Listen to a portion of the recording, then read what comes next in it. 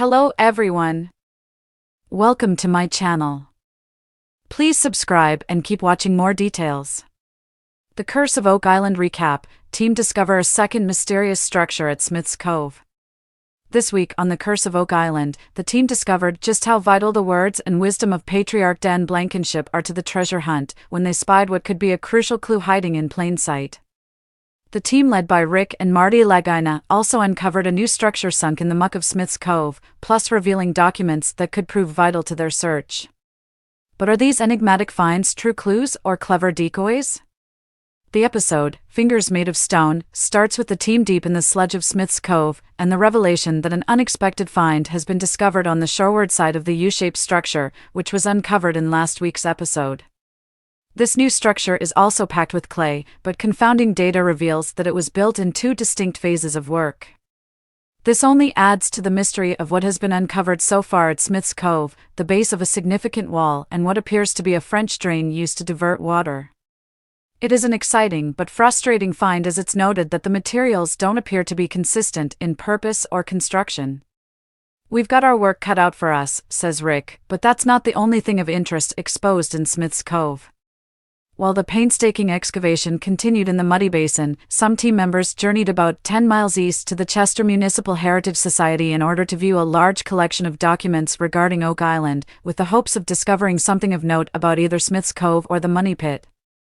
The trip was definitely worth the effort, as a letter written in 1936 by Gilbert Hedden reveals details about a wooden structure, including a diagram of a structure, complete with Roman numerals, that looks awfully familiar.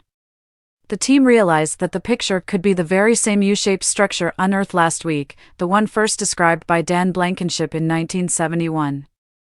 As if that weren't amazing enough, the team also stumble across a newspaper article that seems to describe finger drains in Smith's Cove.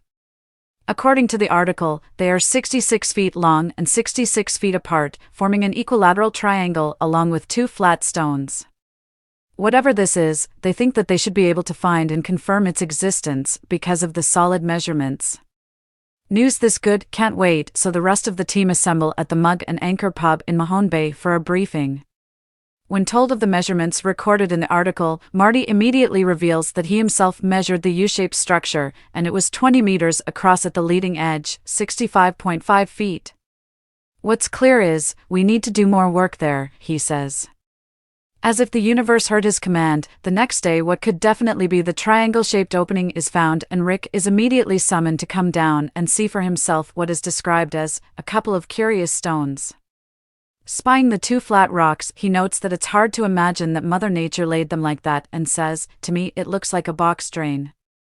He and the others agree that it's hard not to get excited at what could be a historic discovery. Is this the long-awaited aha moment? Were these curious stones placed by people or by nature? Without hesitation, Rick quickly washes down the area, but something even more startling is discovered. The team find coconut fiber, indicating what very well could be original work. When box drains were first discovered in 1850, coconut fiber was present, and it was theorized that the fiber was brought to the island as packing material since it is not native to the terrain. But coconut fiber was also found in the Money Pit area. The team excitedly surmise that the drains could be moving in the direction of the Money Pit if they have found what they think they have. Just a bit later, Rick is maneuvering the heavy equipment rig when someone calls out, "Looks like we have something, some kind of structure." Those words are like manna to Rick, who leaps out of the sky-high cab and starts digging with his bare hands.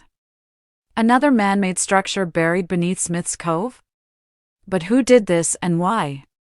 Boards are found and Craig Tester proclaims it's a wedged bottom before solid rock is discovered behind it.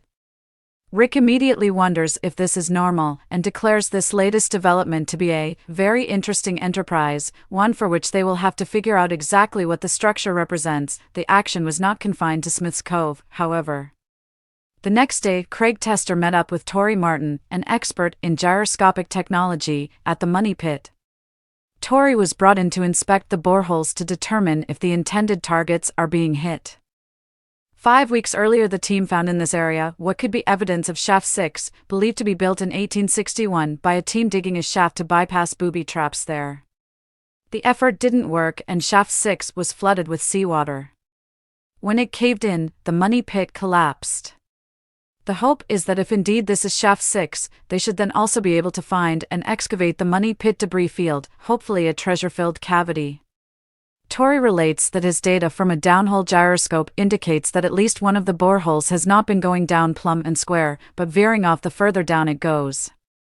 Unfortunately, at a depth of 100 feet, the borehole deviated roughly 5 feet. Craig concludes that the team will need to use this data to determine their next move. But before this can happen, Tori unexpectedly summons the team back to the area. He has something startling to show them that he has found a flat rock that appears to be cut and not natural, in close proximity to the money pit. Rick observes that the team has seen this rock before, but never gave it a second thought. It's at this point that he shares with the group the prophetic words that Den imparted to him a long time ago: "Keep your eyes open on Oak Island." Intrigued by the cryptic rock, they splash water on it and discover what appear to be man-made carvings, maybe Roman numerals. Could this mean it is somehow related to the Roman numeral inscribed logs found at Smith's Cove? It's certainly worth a look, says Rick. The flat stone is transported to a research center for further inspection. There, geologist Terry Matheson deflates the mood when he tells them that rock of this type is found all over Nova Scotia. But, as Marty rightly observes, anything close to the money pit that is unexplained needs to be investigated. Terry agrees, adding that the rock looks like a decorative stone, and further testing is warranted since it seems to be touched by man. In response, the team call in experts from Azimuth Consulting Limited, who 2 weeks prior examined what could be the legendary 90-foot stone. The experts set up a scanner to examine the newest stone nugget for hidden clues or markings.